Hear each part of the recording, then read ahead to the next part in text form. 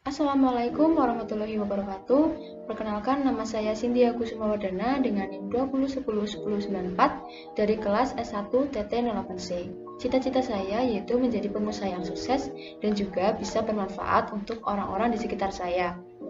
Pada video ini, saya akan membahas post-test mata kuliah praktikum algoritma dan pemrograman mengenai konstruksi dasar pemilihan atau percabangan. Baik, sebelumnya saya akan menyampaikan dasar teori dari konstruksi dasar pemilihan terlebih dahulu. Jadi, konstruksi dasar pemilihan itu digunakan untuk memilih langkah apa yang selanjutnya harus dilakukan apabila memenuhi sebuah kondisi pada langkah sebelumnya. Dengan adanya pemilihan tersebut, maka program seolah-olah dapat mempunyai pikiran bercabang karena mampu mengambil keputusan selanjutnya berdasarkan kondisi tertentu. Oleh karena itu, konstruksi dasar pemilihan sering disebut juga dengan percabangan atau pengambilan keputusan. Selanjutnya, operator yang dapat digunakan. Yang pertama ada sama dengan. Sama dengan ini menggunakan simbol sama dengan sebanyak 2 kali. Contoh penggunaannya seperti pada tabel contoh ini di sebelah kanan. Selanjutnya, operator tidak sama dengan itu simbolnya tanda seru dengan sama dengan. Contohnya seperti pada sebelah kanan. Selanjutnya ada lebih besar dan lebih kecil, itu menggunakan tanda kurung sudut. Contohnya seperti pada sebelah kanan ini. Selanjutnya ada lebih besar atau sama dengan dan lebih kecil atau sama dengan. Menggunakan tanda kurung sudut dengan sama dengan. Contohnya seperti ini. Selanjutnya ada logika AND, itu simbolnya tanda dan sebanyak 2 kali. Contohnya seperti sebelah kanan ini. Selanjutnya ada logika OR, itu simbolnya seperti ini.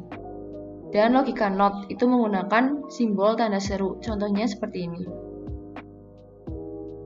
Selanjutnya ada jenis-jenis.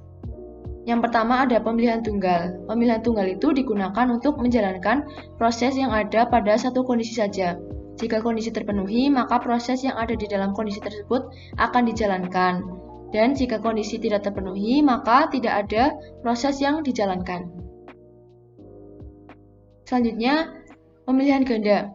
Pemilihan ganda ini digunakan untuk menjalankan proses pada salah satu kondisi dari kemungkinan 2 kondisi yang ada. Jika kondisi pertama terpenuhi, maka hanya proses yang ada di kondisi pertama saja yang akan dijalankan. Sebaliknya, jika kondisi pertama itu tidak terpenuhi, maka proses pada kondisi pertama itu akan dilewati dan proses pada kondisi kedua yang akan dijalankan. Yang ketiga ada pemilihan majemuk. Pemilihan majemuk itu digunakan untuk menjalankan proses pada salah satu kondisi dari banyak kondisi. Jika kondisi pertama terpenuhi, maka hanya proses pada kondisi pertama yang dijalankan. Jika kondisi pertama tidak terpenuhi, maka kondisi berikutnya akan diperiksa sampai kondisi terpenuhi dan proses pada kondisi tersebut itu dijalankan. Yang keempat ada pemilihan bersarang. Pemilihan bersarang itu terjadi ketika struktur pemilihan juga terdapat pada instruksi yang ada di dalam suatu kondisi pemilihan. Dengan kata lain, terdapat struktur if di dalam if sebelumnya atau nested if. Jika kondisi if sebelumnya itu terpenuhi, maka struktur if yang ada di dalamnya akan diperiksa dan jika terpenuhi, maka akan dijalankan. Selanjutnya yaitu flowchart dan program. Baik, di sini merupakan flowchart berdasarkan program yang saya buat. Saya membuat program pemilihan bertemakan Taman Hiburan Seven Dreams. Jadi, Taman Hiburan Seven Dreams ini beroperasi hanya pada hari Rabu sampai hari Minggu. Kemudian, Taman Hiburan ini juga hanya memiliki 7 jenis wahana permainan yang dapat dinaiki dengan syarat tinggi badan itu harus lebih dari sama dengan 145 cm. Untuk memulai sebuah flowchart, maka menggunakan simbol elips seperti ini dan diberi teks mulai atau start juga boleh. Kemudian selanjutnya adalah pendeklarasian tipe data dan variabel. Itu menggunakan simbol segi 6 seperti ini. Untuk menghubungkannya itu menggunakan tanda panah. Selanjutnya untuk menampilkan list hari kunjungan itu menggunakan simbol jejer genjang karena pada flowchart simbol jejer genjang ini itu digunakan untuk output dan inputnya. Selanjutnya itu perintah untuk memasukkan hari kunjungan.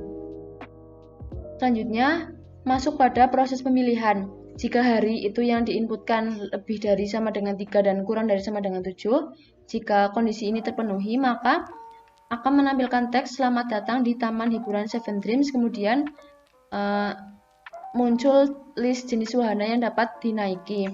Kemudian jika kondisi ini tidak terpenuhi, maka pada program itu akan menampilkan teks berupa Taman Hiburan Seven Dreams libur, silahkan kembali lagi pada hari lain. Kemudian setelah itu programnya selesai. Kemudian lanjut, jika kondisinya terpenuhi, maka akan muncul list jenis wahana yang dapat dinaiki. Kemudian masukkan wahana yang akan Anda coba. Kemudian terdapat pemilihan lagi jika wahana yang dimasukkan atau yang dipilih itu kurang dari sama dengan 7. Jika kondisi ini terpenuhi, maka mengukur tinggi badan selanjutnya, yaitu pada program akan menampilkan silakan ukur tinggi badan Anda. Jika kondisi ini tidak terpenuhi, maka pada program akan menampilkan teks berupa maaf wahana tidak ada dan Anda salah memasuki taman hiburan. Setelah itu program selesai jika tidak terpenuhi. Kemudian jika terpenuhi, silakan ukur tinggi badan Anda. Kemudian memasukkan tinggi badan. Jika tinggi badannya itu lebih dari sama dengan 145, itu pada program akan menampilkan teks selamat Anda dapat menikmati wahana ini. Kemudian selesai. Jika kondisi tinggi badan yang ini tidak terpenuhi, maka pada program akan muncul teks maaf Anda belum dapat menikmati wahana ini. Kemudian selesai. Pada flowchart itu untuk tanda selesai menggunakan simbol elips juga, sama seperti tanda mulai. Jadi seperti itu flowchart berdasarkan program yang saya buat. Jadi di sini saya akan membuat programnya.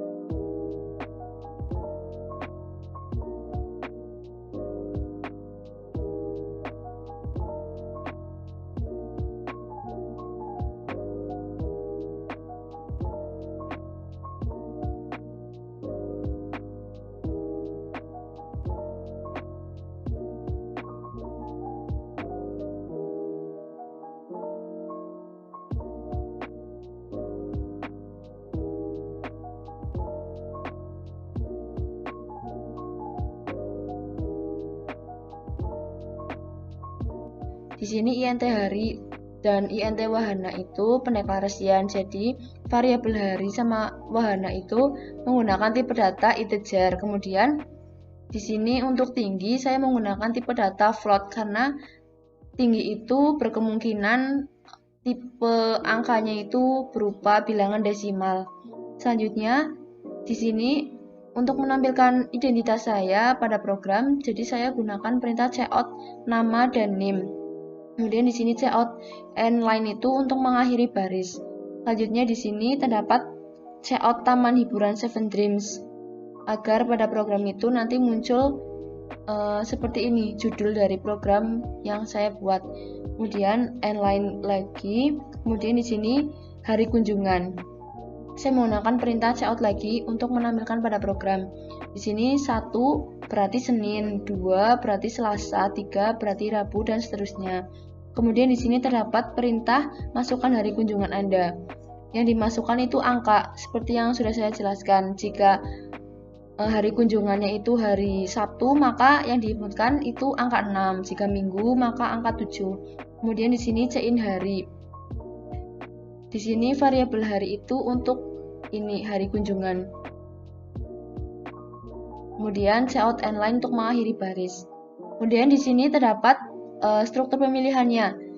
If hari yang dimasukkan itu lebih dari sama dengan 3 dan hari itu kurang dari sama dengan 7, maka jika kondisi ini terpenuhi, selanjutnya program akan menampilkan teks berupa selamat datang di Taman Hiburan Seven Dreams.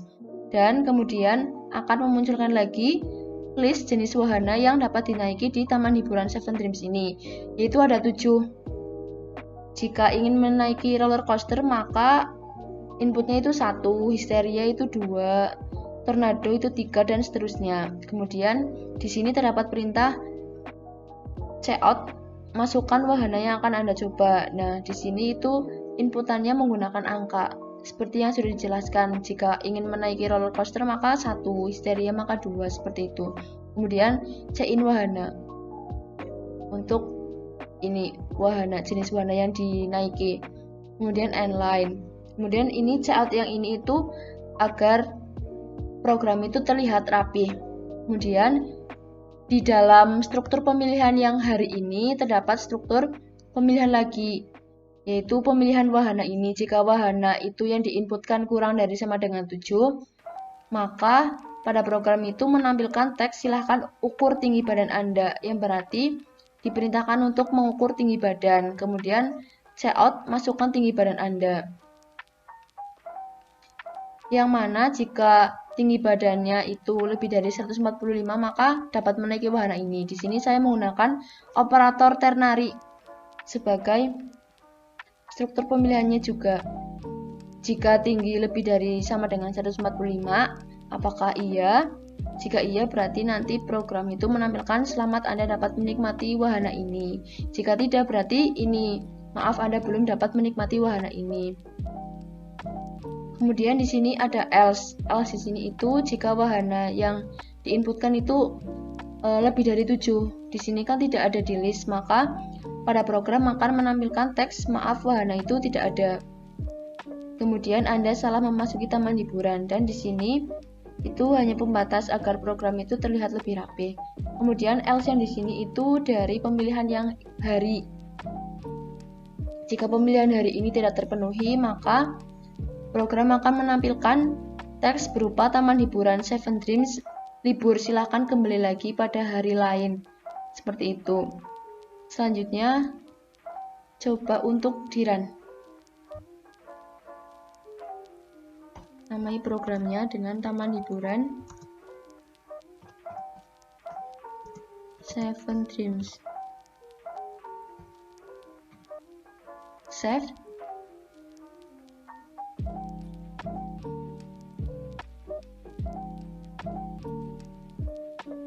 Ternyata terdapat error pada operator ternary-nya.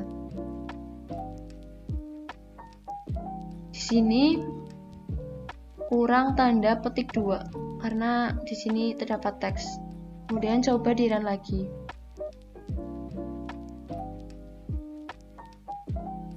Sudah jadi.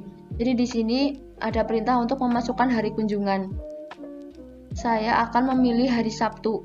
Berarti yang dimasukkan itu angka 6. Kemudian jenis wahana yang akan dinaiki. Saya akan memilih kora-kora, maka angka yang dimasukkan juga 6. Selanjutnya, masukkan tinggi badan Anda. Misalnya 165. Maka selamat Anda dapat menikmati wahana ini. Demikian pembahasan mengenai post-test praktikum algoritma dan pemrograman. Sebagai penutup, saya akan menyampaikan suatu quotes, yaitu seringkali kita mengutuk takdir, padahal kita tidak tahu apa-apa soal masa depan. Tetapi percayalah bahwa sinar harapan itu pasti akan datang, meski kita harus jatuh ke titik terbawah keputusasaan. Terima kasih, mohon maaf apabila terdapat kesalahan atau kekurangan dalam penyampaian. Wassalamualaikum warahmatullahi wabarakatuh.